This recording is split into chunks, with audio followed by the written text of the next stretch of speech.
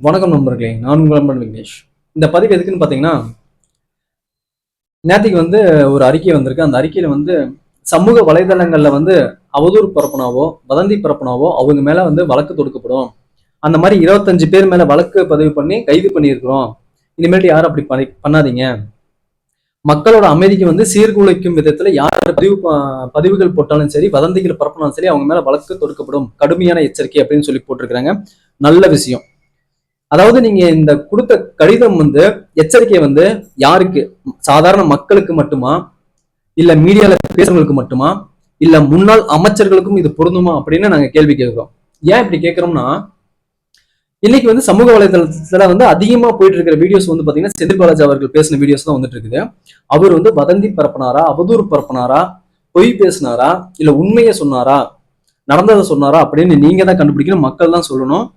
அவர் மேல நீங்க வழக்கு எடுப்பீங்களா? அவர் வதந்தி பரப்பி அவதூறு பரப்பி இருந்து அவர் மேல நீங்க வழக்கு எடுப்பீங்களா? அத நீங்க தான் முடிவு பண்ணணும். நாங்க ஏன் சொல்றோம் அப்படின்னா, ஃபர்ஸ்ட் ஒரு சம்பவம். அவர் என்ன சொல்றாரு? செருப்பு வீச்சு.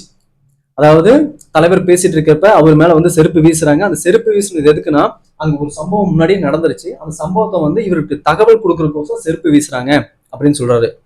சரி, ஓகே, அவ்வளவு கூட்ட நெரிசல் செருப்பு அப்படியே இருக்கட்டும். செருப்பு வீசி தகவல் கொடுக்குறாங்க. அப்பனா அவர் ஒரு வீடியோ காமிக்கிறாரு. அந்த வீடியோல பாத்தீங்கன்னா, செருப்பு வீசி ஒரு சம்பவம் நடக்குதுன்னு காமிக்கிறப்ப அந்த இடத்துல போலீஸ் இருக்காங்க. போலீஸ்னா ஒரு போலீஸ் 2 போலீஸ் இல்ல, ஒரு 4-5 போலீஸ் அந்த இடத்துல இருக்காங்க. அதாவது சம்பவ இடத்துல போலீஸ் இருக்கிறாங்க. அவங்கள்ட்ட தகவல் கொடுக்காம தலைவர்கிட்ட தகவல் கொடுக்குறாங்க. அப்ப அந்த போலீஸ்காரங்கள்ட்ட சொன்னா அந்த போலீஸ்காரங்க தகவல் பரிமாற்றம் பண்ணியிருப்பாங்க. அதை தாண்டி செருப்பு தான் வீசுறாங்க அப்படின்றாங்க. ஓகே, சரி, அதையும் ஏத்துக்கிறோம். ஆனா இன்னொரு காணொலி வருது. செருப்பு வீசுறான்னு சொல்றது சம்பவமே நடக்காம அங்கிருந்து ஒருத்தர் வீசுறான். அந்த சமூக விரோதி யாரு? அவனை கண்டுபிடிச்சிங்களா? இந்த காணொலிகளை மக்கள்கிட்ட கொண்டு சேர்க்கிறது யாருன்னா, அரசு சார்பிலையோ அவங்க காவல்துறை சார்பிலோ இல்ல, பொதுமக்கள் தான் இந்த காணொலிகளை வெளியே கொண்டு வந்துட்டே இருக்கிறாங்க. அதாவது ஒரு அரசாங்கம் செய்ய வேண்டியது, காவல்துறை செய்ய வேண்டியதை சாதாரண மனுஷங்க, பொதுமக்கள் செய்யறாங்க. சந்தோஷம். அதை நீங்க எடுத்து ஆய்வு பண்ணி பாருங்க. எதுக்கு தேவையில்லாம அங்கிருந்து ஒருத்தன் செருப்பை வீசுறான்? இவர் இங்க சொன்ன விஷயத்தையும் அங்க நடந்த விஷயத்தையும் நீங்க ஆய்வு பண்ணி வைக்கலாம். உங்களுக்கு தெரியாத எதிரில நாங்க சொல்லினேன். இதனால இதையும் ஒருக்கா பாருங்கன்னு நாங்க சொல்றோம். 2வது விஷயம், புகைப்படம். அதாவது இந்த கரூர் துயர சம்பவத்துல பல பேர் இறந்திருக்கிறாங்க. இவ்வளவு பெரிய அசம்பாவிதம் நடந்திருக்கு. இத்தனை குடும்பம் நாசமா போயிருக்கு. இதெல்லாம் தாண்டி அவர் லைட் போட்டு விளையாண்டுட்டு இருக்கிறாரு. அந்த மாதிரி ஒரு நரேட்டிவ் செட் பண்றாங்க. இதை அவரே பேசியிருக்கிறாரு, காமிச்சிருக்காரு. அந்த மீடியாவுக்கு முன்னாடி அவரே காமிச்சிருக்கிறாரு. அதாவது அந்த சம்பவம் நடந்தது இதுக்கு முன்னாடி நடந்த சுற்றுப்பயணத்துல தன்னோட தோழர்களையும் தொண்டர்களையும் சந்தோஷப்படுத்த அவர் செஞ்ச சின்ன சின்ன விளையாட்டுல இதுவும் ஒண்ணு. அதாவது அது எப்ப நடந்ததுன்னு கூட தெரியாம பிரஸ கூப்பிட்டு பேசியிருக்கிறாரு. அப்ப இது எப்படி தலைவர் விஜய் அவர்களை மிகப்பெரிய கொலைகாரனவும் சைக்கோவாவும் நீங்க மக்கள்கிட்ட கொண்டு போறீங்களா? வதந்தியை பரப்புறீங்களா? அவதூறு பரப்புறீங்களா?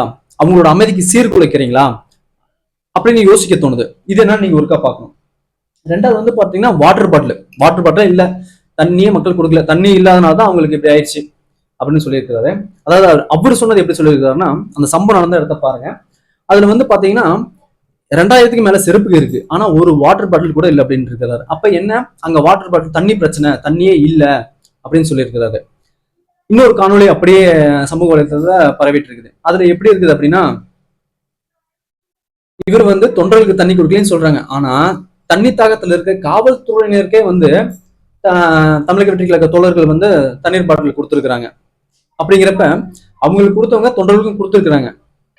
அப்ப இதையும் நீங்க ஒப்பிட்டு பாருங்க. வதந்தியா, அவதூறா? அடுத்து என்ன நாங்க கேள்வி கேட்கறோம்னா, இவ்வளவு பெரிய சம்பவம் நடந்துருச்சு.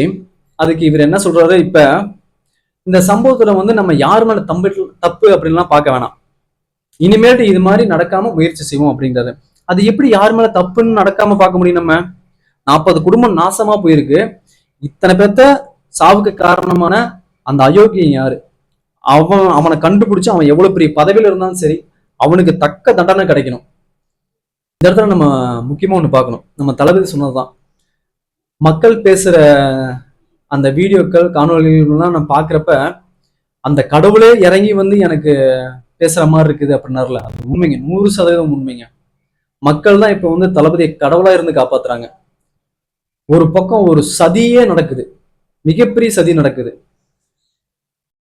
யாரு பொறுப்பேத்துக்கணுமோ அவங்க பொறுப்பே ஏத்துக்காம விலகிட்டு ஒருத்தரை மட்டும் கார்னர் பண்றாங்க.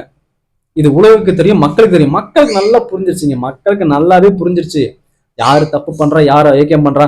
ஒவ்வொரு மாவட்டத்திலும் ஒரு போஸ்டர் ஓட்டுறாங்க. கீழே கேட்டா மாணவர் சங்கம்ன்றாங்க, அந்த மாணவர் சங்கம் நாங்க இல்லைங்குது.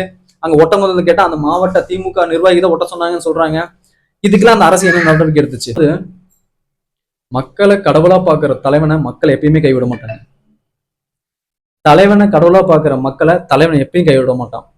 இப்படிங்கிறதான் இனிமேல் இருக்கிற அரசியல் களத்துல நடக்க போது. அதை நம்ம பார்க்க போறோம். நல்லதே நடக்கும்.